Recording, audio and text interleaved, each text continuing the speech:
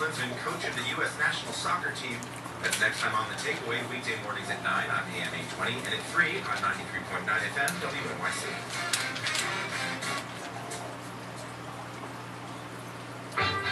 I'm Stephen Dubner. On the next Freakonomics Radio, we talk about new ways to think about failure. I failed for the first 5 or 7 years.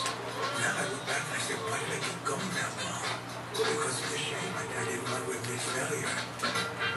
Failing well, failing fast, how failure can be your friend. That's next time on Freakonomics Radio. Hear this and all our Freakonomics Radio podcasts at Freakonomics.com. Welcome back to your Latino USA. I'm Maria Hinojosa. It makes no sense to expel talented young people who, for all intents and purposes, are Americans. They've been raised as Americans, understand themselves to be part of this country. That's President Barack Obama in a June 2012 speech announcing DACA, or the Deferred Action for Childhood Arrivals program. It's the policy that temporarily allows certain young immigrants, known as dreamers, to legally reside and work in the U.S. It also allows them to obtain driver's licenses, or at least it's supposed to. Nebraska is one of 2 states that won't allow these young people to get driver's licenses. Amy Miller is a lawyer with the Nebraska ACLU. And this is purely a policy being driven entirely by the governor. Our state legislature never debated the issue. It's now part of state law. It was the unilateral act of the governor alone, ordering the Department of Motor Vehicles to deny driver's licenses to DACA recipients. Miller is part of a case against the state of Nebraska, challenging the denial of driver's licenses to DACA youth. The idea that we would punish these young people and to tell them, despite the fact they're high achievers academically, despite the fact that they want to contribute back, no, you can't drive. In Nebraska, with our spread out geography and our weather, the reality is it is going to be very possible to get anything accomplished if you can't drive. We wanted to know more, so we got in touch with a group of Nebraska dreamers. They agreed to meet us at the Heartland Workers Center, located in South Omaha. I live in New York City. I don't own a car.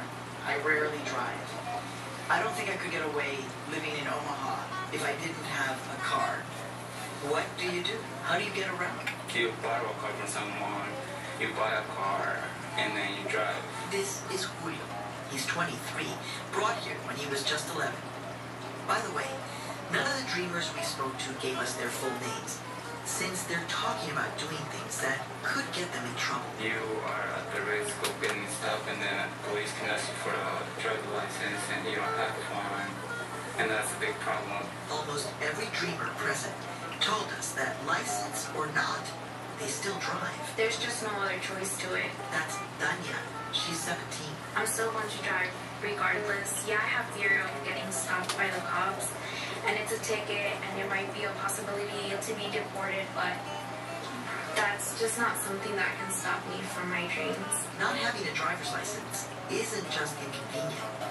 Anna, who works as an executive assistant at a nonprofit, says it can keep dreamers stuck in the informal sector where many Nebraska Latinos work. If you're applying for a good job, you get a job offer, and then all of a sudden, okay, yeah, you got the job, but guess what? We need your driver's license. But it turns out some of the dreamers actually do have driver's licenses. They just aren't from Nebraska. I got my driver's license in Iowa. That's David, a 24-year-old student who builds fences for a living. How did you do that? I just changed my address to Iowa. How do you feel about it? Because you don't live in Iowa. No, I don't. And I know that's wrong. But you're always afraid that you're going to get pulled over and get tickets. And those tickets are they're like almost $200, and I can't afford that. They say using a false address to obtain an Iowa license is pretty common. When we got the permit, you got rid of the biggest fear we had, being stopped and being sent back to your country. But they didn't get rid of any of the other fears. Like right now, we're breaking laws by going to Iowa and getting our driver's license. That's Jessica. She recently got into a car accident with her Iowa license and plates. Now, she's worried she might be committing insurance fraud as well. And it could come back to haunt her in the future.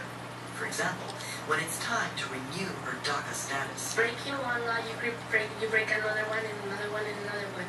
It's like a chain, like a circle that just goes around and around and around, and it never stops. But what the Dreamers don't understand is why.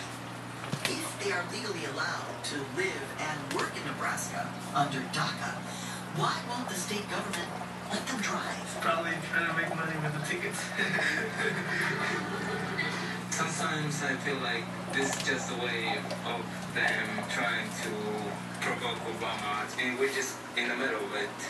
We're nothing. The answer, they say, is that they just think they're